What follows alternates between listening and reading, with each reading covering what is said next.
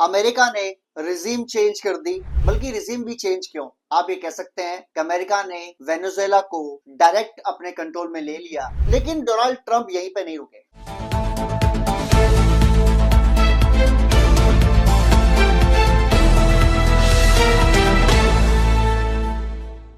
Hello friends, America ने regime change कर दी। बल्कि रिजीम भी चेंज क्यों, आप ये कह सकते हैं कि अमेरिका ने वेनेजुएला को डायरेक्ट अपने कंट्रोल में ले लिया, क्योंकि डोनाल्ड ट्रंप ने साफ डिक्लेयर किया कि ना तो वो जो गवर्नमेंट वेनेजुएला की चल रही है और उनको वाइस प्रेसिडेंट को बना दिया उन्होंने प्रेसिडेंट, उसको मानते हैं, ना उनकी अपोजिशन लीडर जिसको नोबेल पीस प्राइज मिला हुआ है, ना वो उनको मानते हैं कि उनको बहुत ज्यादा कंट्रोल हासिल है वेनेजुएला के अंदर, बहुत ज्यादा लोग उनको चाहते हैं, ऐसा बिल्कुल नहीं मानते।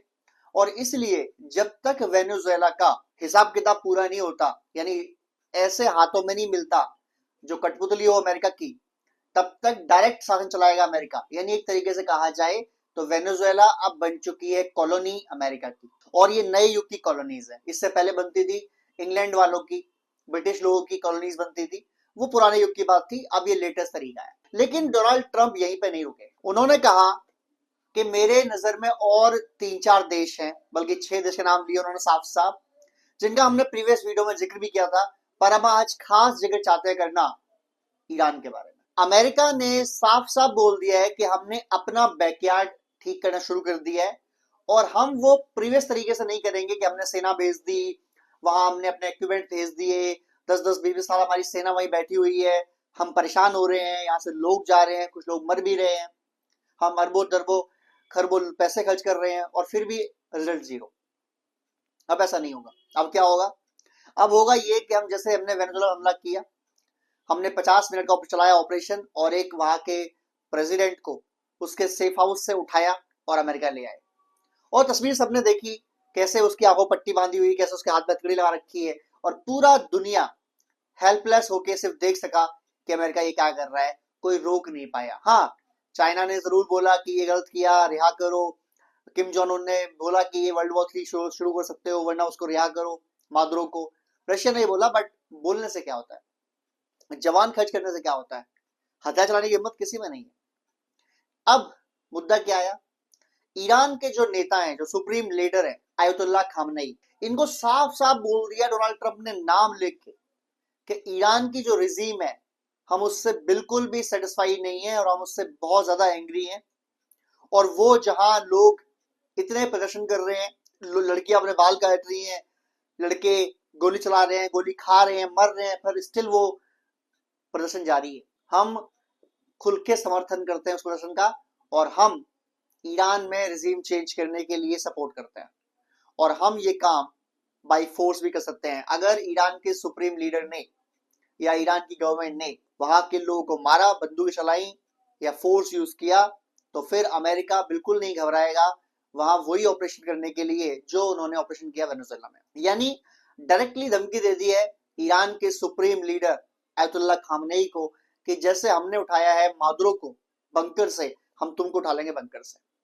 और सुनने में यह आया कि उसी के बाद जो ईरान के सुप्रीम लीडर है अयतुल्लाह खामनेई, उनको बंकर में शिफ्ट कर दिया गया, बंकर में डाल दिया गया। और कल रात को ही बहुत सारे ड्रोन्स देखे गए ईरान के आसपास, जो अमेरिकन ड्रोन्स थे, यानी निगरानी करने वाले। क्या अगला हमला ईरान पे कर सकता है अमेरिका? और अगर ये कर सकता है तो फिर रोकेगा कौन इसको? एक चीज, कल हमने देखा कि क्यूबा के जो लीडर थे, जो प्रेसिडेंट है, उन्होंने रैली की, रैली में खुल के बात की। उन्होंने बोला मादुरो मेरे दोस्त है और मैं उनका सपोर्ट करता हूं, और इस तरीके से किसी भी स्वतंत्र देश का कोई भी नेता उठाया जाए, किडनैप किया जाए, तो ये गलत है। और खुद वेनेजुएला के अंदर से आवाजें उठने लगी हैं कि इस तरीके, उन्होंने डिक्लेयर कर दिया बल्कि वेनेजुएला ने, कि मादुरो का अपहरण कर लिया है अमेरिकन ने, and we are at war, हम वॉर में हैं। दूसरी बात, ईरान पर हमला करने की तैयारी कर रहा है। क्या अमेरिका तैयारी कर रहा है या इजराइल? डोनाल्ड ट्रंप ने वर्ड्स बोले, लॉक एंड लोडेड। तो जो लॉक एंड लोडेड है ना ईरान के ऊपर हमला करने की तैयारी, वो तैयारी लॉक एंड लोडेड है इजराइल। इजराइल प्रॉक्सीज को रोकेगा, यानी हमास, हिजबुल्ला, हुती, इनको निपटाएगा। ईरान के मिसाइल्स को रोकने का काम करेगा, और उसके बाद अमेरिकन डायरेक्ट हमला करेंगे ईरान के अंदर, और सुप्रीम लीडर को वहां से उठाने की कोशिश करेंगे। जो ग्राउंड अटैक्स हैं, अगर देखो ये मुश्किल है कि जैसे वेनेजुएला में हमला किया, सीधा फोर्स अंदर घुस गई, एयरफोर्स अंदर घुस गई और वहां से उठा लाई लीडर को निकाल के। अमेरिका ये कर पाए ईरान में, ये मुश्किल है, बहुत ज्यादा मुश्किल है, क्योंकि ईरान के पास वेनेजुएला से ज्यादा मिसाइल्स हैं, पावर है, लड़ सकते हैं वो लोग, ऐसी बात नहीं है। तो ऐसा करना मुश्किल है, लेकिन उसके लिए साथ देने के लिए एक इस्लामिक देश उनके साथ है, वही पाकिस्तान। दोस्तों की पीठ में छुरा घोंपने का काम तो पाकिस्तान ही कर सकता है। तो पाकिस्तान के अंदर से भी ग्राउंड अटैक कर सकती है अमेरिकन फोर्सेस, और अमेरिकन फोर्सेस डायरेक्ट हमले भी कर सकते हैं ईरान के ऊपर। और इसराइल का तो दुश्मन नंबर 1 ईरान है ही, इसमें तो कोई डाउट दो रहा ही नहीं है। क्या हम ईरान के साथ हैं? हम एज इंडियंस इसराइल ईरान दोनों को सपोर्ट करते हैं। हम इसराइल से ज्यादा मैच करते हैं हमारे बिलीव्स, ईरान से भी करते हैं, हमारे पुराने रिलेशन है। लेकिन जो ईरान के अंदर जो दंगे चल रहे हैं, बल्कि जो प्रदर्शन चल रहे हैं, उनको अमेरिका एंड वेस्ट तो बोल रहा है कि ये लोग प्रदर्शन कर रहे हैं अपने हक के लिए, राइट्स के लिए, डेमोक्रेटिकली सड़कों पे आ रहे हैं। लेकिन जो ईरान के सुप्रीम लीडर है खामनेई, वो ये कह रहे हैं कि ये दंगाई है, ये दंगा कर रहे हैं, ये उड़दंग कर रहे हैं। और ये दंगाई अपनी प्रॉब्लम्स को लेके उड़दंग नहीं कर रहे हैं, बल्कि ये फंडेड है, उनको फंड किया जा रहा है इसराइल से, अमेरिका से और वेस्ट कंट्रीज से, ताकि ये प्रदर्शन करें। अब वहां गोली खा रहे हैं वो लोग, लड़ाई लड़ रहे हैं। ईरान के लोगों का दो चीजें कहना है। पहला कि ये जो शरिया के लॉ चला रखे हैं आपने हमारे ऊपर, इनको हटाइए, हमें एक डेमोक्रेटिक कंट्री चाहिए जहां हम लीडर्स को चुन सके, हम लीडर को चेंज कर सके, अगर हम सेटिस्फाइड नहीं है। नंबर 1। नंबर 2, अगर वो कहता है अगर हमें ये पॉसिबल नहीं है, अब हमारा पुराना राजा मैं दे दो। आपको पता नहीं होगा, मैं बताऊं, 1979 तक ईरान में राजशाही थी। ईरान के उस समय के राजा थे, उनका नाम था मोहम्मद रजा पहलवी। और ये मोहम्मद रजा पहलवी जो थे, ये वेस्ट से काफी लिंक थे, बल्कि अमेरिका के काफी अच्छे रिलेशन थे इनसे, यूके, फ्रांस, सबसे अच्छे रिलेशन थे इनके। और ये काफी वेस्टर्न कल्चर मानते थे, ये इतना ज्यादा कुरान को और शरिया के लॉज को नहीं मानते थे। ये एक डेमोक्रेटिक कंट्री बना के सकते थे एक तरीके से, और पार्टी वार्टी खूब करते थे ये। और ऐसा कहते हैं कि इनकी पार्टी की वजह से इनकी राजशाही चली गई। इनके खिलाफ आंदोलन किए मुसलमानों ने, खासकर जो मौलाना होते हैं उन्होंने, और उनमें से एक मौलाना थे जिनका नाम है अयतुल्ला खामनेई, जो बाद में सुप्रीम लीडर बन गए ईरान के। सुप्रीम लीडर मतलब इक्वल टू राजा। और इनको बहुत लोग वहां सम्मान देते हैं, ये बात में तो दो राय नहीं है, बहुत लोग इनको इज्जत करते हैं बहुत ज्यादा। हालांकि इनका बाई बर्थ जो है वो उत्तर प्रदेश इंडिया का है, भारत का है। ये भारत में जन्मे थे, सहारनपुर के आसपास। खैर, उसके बाद चले गए ये ईरान, और वहां पर ये सुप्रीम लीडर हैं आज की डेट में।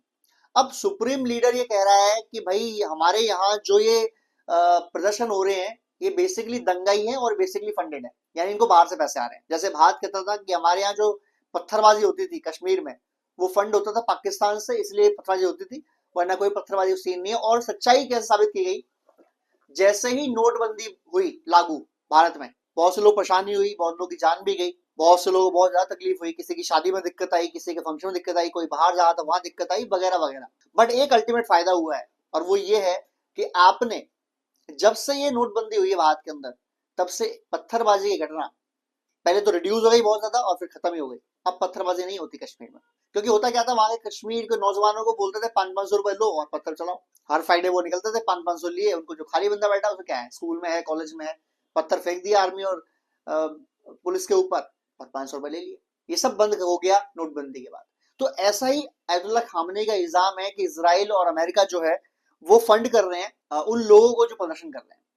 बट इसमें सच्चाई नहीं है। सच्चाई इसलिए नहीं है क्योंकि वहां की जो लड़कियां हैं जो अपने बाल काट रही हैं, वहां की लड़कियां, आपको याद होगा पहले बुरके के बिना निकलती थी तो गोली मार दी थी ईरान के इन्होंने जो फोर्सेस हैं, यानी बिना बुरके के निकली गई तो गोली मार देंगे, ये मानते थे। वो कहते हैं हमें वेस्टर्न कल्चर चाहिए, हमें ओपननेस चाहिए, हमारी मर्जी होनी चाहिए, हम बाल रखें, हम बुरका रखें या ना रखें, हमारी मर्जी होनी चाहिए, ना कि ईरान के लीडर्स, ईरान के पुलिस, ईरान की आर्मी, एयरफोर्स हमें ये बताए कि हमें क्या पहनना क्या नहीं पहनना है, हमें कैसे रहना है कैसे नहीं रहना है, हमें बाल खोलने के नहीं खोलने, ये हम नहीं चाहते। और इसी बात की लड़ाई चल रही है। होता क्या है कि जब आप किसी स्प्रिंग को एक लेवल तक प्रेस करते जाओ करते जाओ करते जाओ करते जाओगे, तो एक लेवल के बाद प्रेस होना खत्म हो जाएगा उसका, फिर वो रिटर्न देगा। जब वो रिटर्न देगा तो बहुत ज्यादा पावरफुल होता है वो। और यही चल रहा है ईरान के अंदर आज की डेट में। ईरान में यही चल रहा है दोस्तों, ईरान में यही चल रहा है। ईरान कह रहा है, ईरान के लोग कह रहे हैं कि हमको इस जबरदस्ती के शरिया लॉ से बाहर निकालना है। हम मानना चाहते हैं हम माने, हम नहीं मानना चाहते हम नहीं माने, कोई फोर्स ना करे हमें। खामनेई कहता है कि नहीं, शरिया लॉ तो लागू होगा ही होगा और आपको मानना ही पड़ेगा, बाई फोर्स मानना पड़ेगा। अब वहां स्टूडेंट नौजवान, औरतें, बच्चे सब प्रदर्शन कर रहे हैं और खामनी कह रहे हैं गोली मारो इनको, दबाओ इनको। अब अमेरिका क्या कह रहा है? अमेरिका कह रहा है कि अगर आप इनको मारते हैं, इनको कुचलने की कोशिश करते हैं, तो जो हमने इतिहास में पहले गलती की थी कि पहले वैसे प्रदर्शन हुए थे आपके खिलाफ, तब हमने खुलेआम इनको सपोर्ट भी नहीं किया, इनको सेव भी नहीं किया और इनके लिए हम लड़ने भी नहीं आए। लेकिन अब ऐसा नहीं होगा, हम लड़ने भी आएंगे और जरूरत पड़ी तो हम आपको बंकर से उठा लेंगे, हम आपको मार देंगे, हम ईरान में रिजीम चेंज कर देंगे, बाई फोर्स कर देंगे, हम राजा को ले आएंगे। अब यहाँ दो दिक्कतें हैं।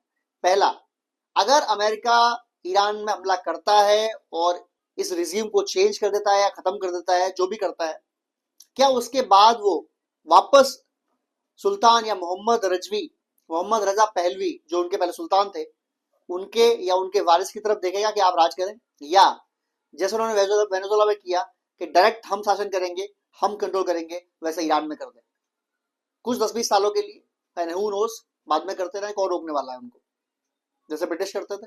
पहली दिक्कत तो ये है। दूसरी दिक्कत, अगर वो लड़ते हैं और वो जीत जाते हैं, जो कि जीतना चाहिए उनको, कायदे में जो पेपर पर दिखता है वो तो ईरान को हारना ही चाहिए अमेरिका से, बट हालांकि जैसे यूक्रेन ने दिखाया है अपना रशिया से लड़ाई करते करते अब तक चल रहा है, ठीक है, उसमें फंडिंग है, बहुत सारे देशों की हथियार बहुत देश सप्लाई कर रहे हैं, तो क्या ईरान में हमला होगा तो रशिया और चाइना आएंगे लड़ने के लिए? लास्ट टाइम तो नहीं आए थे, लेकिन तब से काफी सारे हथियार रशिया ने ईरान को दे दिए हैं, डिफेंस सिस्टम भी दे दिए हैं, S-300, S-350 जो भी है, फाइटर जेट्स भी दे दिए हैं, Sukhoi 30 एंड Sukhoi 35 की बात चल रही है, चाइना भी कुछ डिफेंस सिस्टम हथियार वगैरह भेज रहा है, तो ईरान ने अपनी इक्विपमेंट्स को और बेहतर किया है लास्ट जो लड़ाई हुई थी इसराइल से उसके बाद। तो देखना ये कि क्या ईरान सरवाइव करता है, और करता है तो क्या फिर ये जो रिजीम चेंज होगी, अगर अमेरिका जीत जाता है, रिजीम चेंज होती है, तो क्या वो लोकतांत्रिक मूल्यों पर होगी, या अमेरिका के द्वारा एक कठपुतली बिठाई जाएगी, या वापस राजा को लेके आएगा? ये भी कहानी में ट्विस्ट है।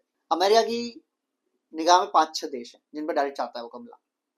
एक हमला ऑलरेडी उसने कर दिया वेनेजुएला पर, दूसरा चाहता है क्यूबा पर, फिर चिली पर, मैक्सिको पर, ग्रीनलैंड पर, यूरोप में है ये, वहां पर, ईरान पर, एंड हू नोस कोई और भी देश उन्होंने चुन रखा हो पहले से कि वहां भी हमें हमला करना है। लेकिन जब इतने हमले होंगे, इतनी लड़ाइयां बढ़ेंगी, तो एक काउंटर फोर्स भी जरूर तैयार होगा, ये बात तो मानने वाली है। वो कब होगा नहीं पता, पर होगा, और फिर ये धीरे धीरे बात वही चल पड़ेगी वर्ल्ड वॉर 3 के लिए। अब वो क्या लगता है, क्या ईरान पर हमला होना चाहिए, आयतुल्लाह खामने की सरकार गिरानी चाहिए, हटाना चाहिए उनको, या आयतुल्लाह खामने सही काम कर रहे हैं, उनको वही करना चाहिए? प्लीज कमेंट करें, शेयर करें, सब्सक्राइब करें। जय हिंद, जय भारत।